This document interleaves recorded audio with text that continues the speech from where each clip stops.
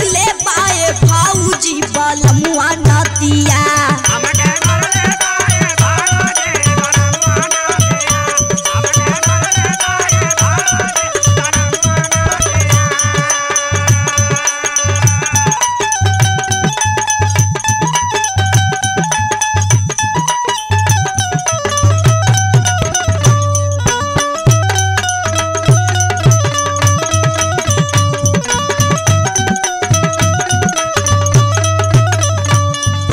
रोजे रोजे दारू पी के घरवा आवेला।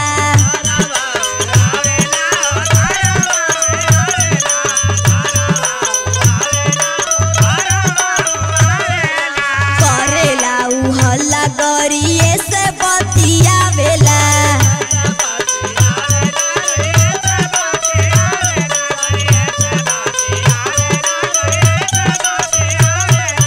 बलंगा रहुए खाए के मांगत रहुए उ रोटिया बलमुआ नतिया।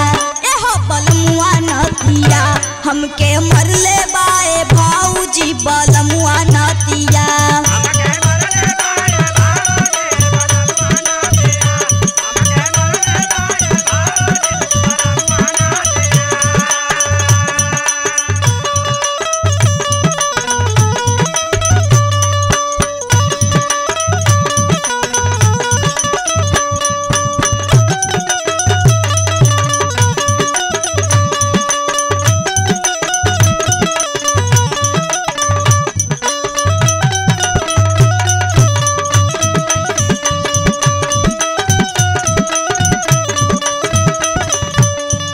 भैया से कह के भौजी हमके बोलवाइला।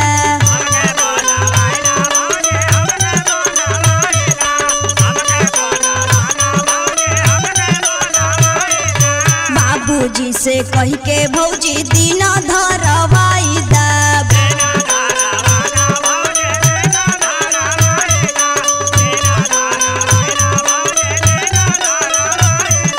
मारी मारी कदेल भौजी हमारी दुर्गतिया बलमुआ नतिया।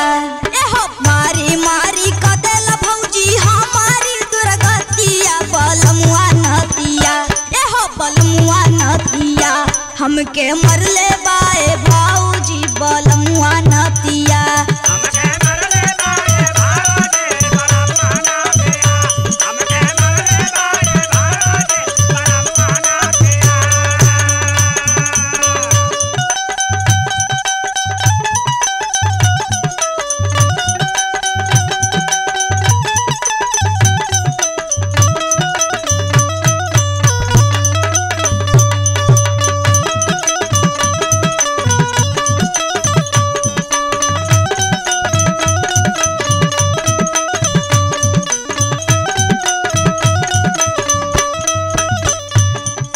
विनोद बेदर्दी जी से केस लिखवाई।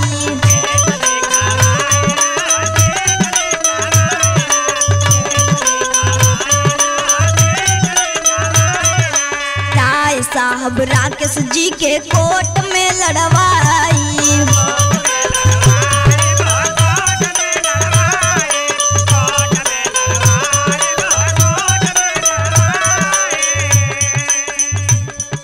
कैले बजियल तब फिसलवा कहेला लाइव सबतिया बलमुआ नतिया।